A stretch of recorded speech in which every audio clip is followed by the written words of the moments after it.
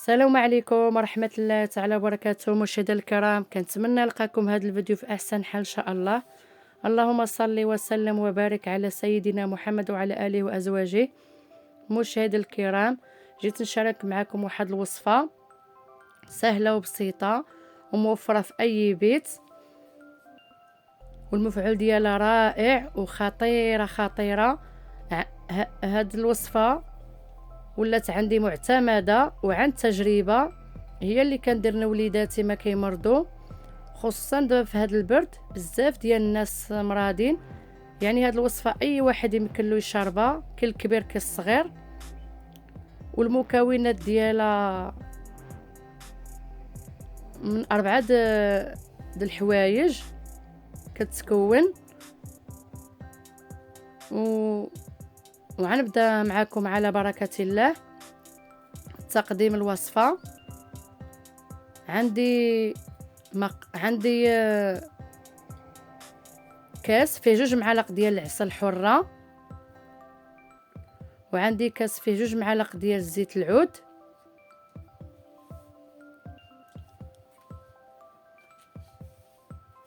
وعندي ليمونه او حامضه على حسب المنطقه كل واحد وشنو كيقول لها، ما كبيره ما صغيره.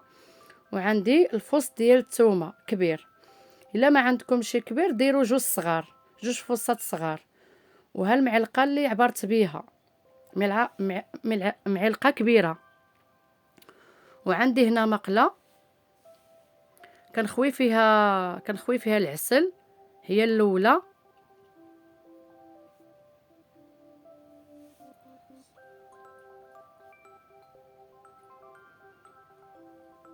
وكنزيد عليها الزيت العود، 2 معالق كبار حتى هما الزيت العود.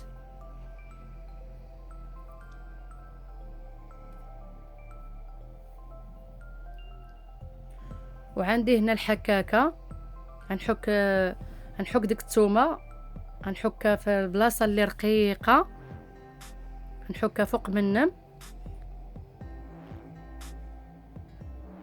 الثومه ما تخافوش منها، طبيعيه ومخيره البرد، راه اي واحد كيعرفها. يمكن لكم ديروا حتى 2 فصات كي قلت لكم، ما تخافوش منها.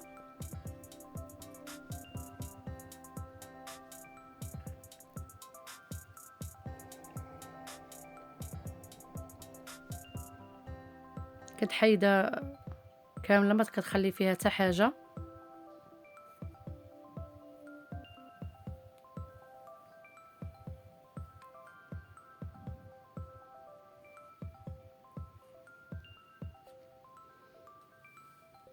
وهنا كنشد الليمونه او حامضه، وكنجيب العصاره العاديه، وكنقسمها على 2، وكنعصر ديك الحامض او الليمون.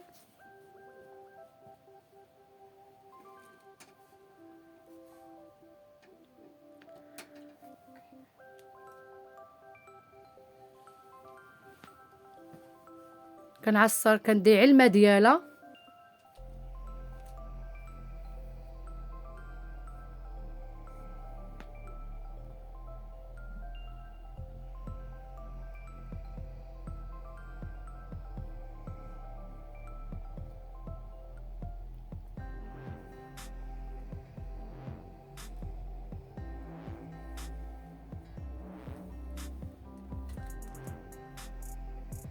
وكنزيدوا على المكونات. هنا عندنا 4 المكونات كما قلت لكم: 2 معالق ديال العسل الحره، و2 معالق ديال زيت العود، وليمونه او حامضه ما كبيره ما صغيره، وفص ديال الثومه. الا ما عندكمش كبيره كديروا 2 ماشي مشكل. وكنخلطوا فحال هيدا، كنخلطوا مع بعضياتهم المكونات.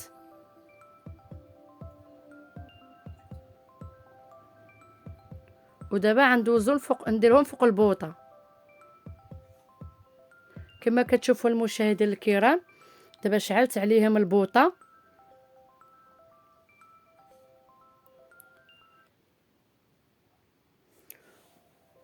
وغنبقى البوطه شاعله. المهم بوطه ما مجهده ما مناقصه، غنبقى هي شاعله وانا كنحرك، كندي وكنجيب. يعني هاد الوصفه ما خصهاش تحرق.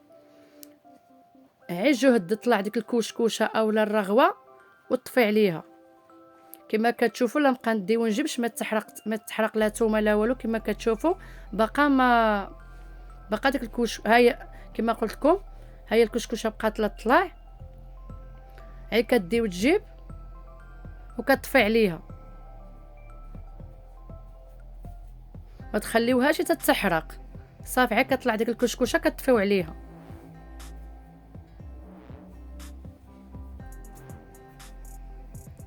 انا طفيت عليها دابا غندوزو باش نخويوها في الكاس. المهم الكاس القرعه اللي عندكم تكون عندكم على القرعه مغسوله مزيان ومعقمه في الماء طايب وممسوحه، ما يبقاش فيها الماء. انا درتها في الكاس حيتاش كان شاربه لا انا لا وليداتي، هذاك الشيء درتها في الكاس.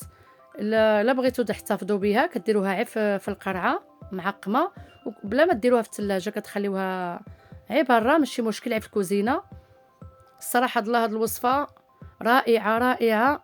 الكحبه سبحان الله سبحان الله، دقه بطله الكحبه هذه عن تجربه. سبحان الله هذه ربي راه شاهد عليا، وهذا الشيء اللي كنقول بصدق. الا ما درتها انا من راسي وصدقت لي سبحان الله. انا عندي ولدي صغير كان كيتوقف لي بزاف. واحد النهار توقف ليا، كنت في الشمال وضربوا ليا البرد، وتوقف ليا ومشيت به حتى للسبيطار ودرت له الاكسجين. يعني ديك اللحظه من نصوركم ما نتصوركمش كيفاش كنت في ديك اللحظه. يعني كنت خايفه دابا يمرض ليا بالصدر او لا شي حاجه. كما كتشوفوا كنحركوها بحال هيدا بزاف مزيان. ضروري خصكم تحركوها باش كيتزانسوا مع بعضياتهم ديك الوصفه. ضروري بقى تحركوها مزيان. سبحان الله كتولي بحال السيرو. سبحان الله العظيم. وهي هذيك وما درتها هذه على الله، حيت انا عارفه شحال من واحد كيدير الليمون مع الثومه. كل واحد كيفاش كيدير. لا انا قلت لي ما لا علاش ما نخلطش، ندير الثومه والزيت العود والعسل ونديرها في البوطه نديها وجيبها طلع ديك الرغوه الكشكوشه ونطفي عليها. وسبحان الله فيما كيجيو نعسو كنطيهم معلقه. الدري صغار كنطيهم معلقه لواحد وكنشرب انا مول الدار. المهم سبحان الله العظيم. وهاد الوصفه خصكم تستعملوها ديما. يعني ما تشوفوا ولادكم مرض بقى ديما تعطيوهم. الا كانوا مرضي بزاف يمكحبه بزاف عطيوهم معلقه في الصباح، معلقه في الغداء، معلقه في العشاء. الا كانوا غير شويه يعني فيما يجيو نعسوا عطيوهم معلقه. الصراحه الله رائعه رائعه رائعه. وكنتمنى تجربوها. وهي واخا ما كطيش بزاف يعني ما تسهل لكم دوليو تصايبوا واحده اخرى. يعني ماشي شي حاجه ما كايناش في الدار. الحمد لله كاينه الثومه، كاينه الحامض، كاينه العسل. الحمد لله احنا مغاربه معروفين بالعسل الحر. يعني الحمد لله كلشي موجود عندنا. غير ديروها ان شاء الله. الكحبه سبحان الله وكتخرجها. يعني ما كطيهن وليداتكم الا كانوا فيهم الكحبه كتزيد تخرج كتحيد لم بحال سميه الله. سبحان الله. كنتمنى تجربوها وديروها لوليداتكم. راه من قلبي يعني عطيتها لكم من قلبي. قلت سبحان الله ما صدقت لي. الحمد لله دابا ولدي واخا كيمرض عي كنديرها له ما كيبقى فيه حتى حاجه. يعني ما يجي كيكمل السيمانه ما كيبقى فيه حتى حاجه الحمد لله. يعني من ديك اللحظه اللي كنت كنخاف منها الحمد لله يعني ما بقاش كيوقع له حتى حاجه. وقلت راه يعني شحال من واحد مع هذا البرد كيمرض بالكحبه.